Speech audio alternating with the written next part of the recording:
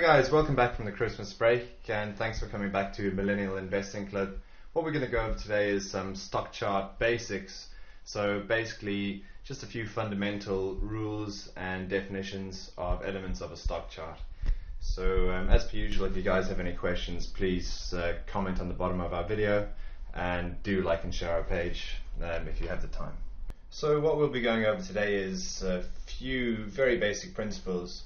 They might seem basic at this stage, but without knowing these, it's actually quite difficult to just buy and sell shares. So the first thing we'll cover is the price of a share, the bid and ask of a share, what that actually means, the spread, and the volume. So what we'll focus on first is the price of the share. What the price of the share actually illustrates is basically a consensus of value at any given time for that share. So you might open your trading account and you might see Amazon on the day, as we can see on this chart, says 557.77 on the day. Basically what that means is that a group of people are willing to pay that amount and another group are willing to accept that amount as payment. So how we actually get to the price of a share is through two mechanisms. The first is the bid price, which in a nutshell is how much someone is willing to pay for that share, and the ask price, which is how much someone is willing to pay.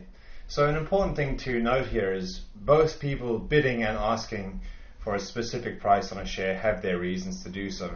So obviously this is when your analysis or your information on a specific company will give you more reasons to either increase what you're asking to spend on a share or sell it for a loss or sell it for less than you initially invested.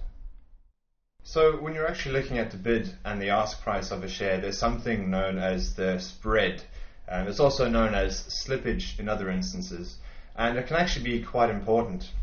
If you're looking at the share price, again we'll just use Amazon as an example, you'll see people are bidding and asking specific prices for the share.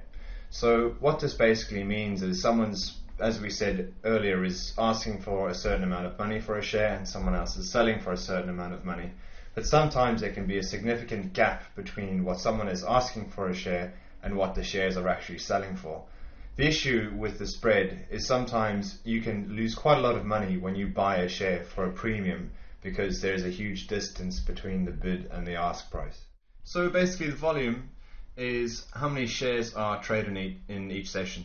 So if you're looking at a company like Apple, for example, there is huge volume on that market, of course. So the good thing about volume is it's very easy to buy shares because a lot of people are selling them. And likewise, if you need to get out of your trade or out of your position, it's very easy to sell because a lot of people are buying them. So sometimes people look at smaller cap stocks and they notice, smaller cap, which basically means less value or smaller companies.